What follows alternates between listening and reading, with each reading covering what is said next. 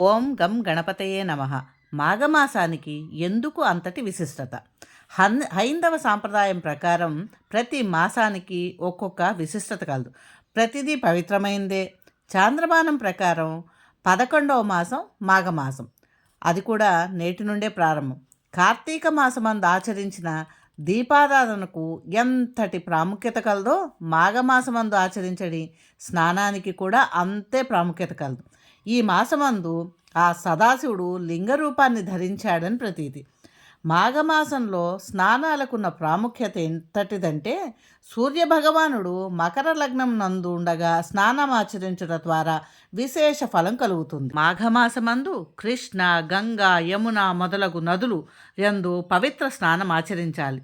ఆ నదులు యందు ఆచరించలేని వారు వాగులు, చెరువులు యందు గాని ఇంటి వద్ద గాని ఆచరించాలి. తెల్లని వస్త్రాలు ధరించి పూజాది క్రతువులు నిర్వహించుకోవాలి.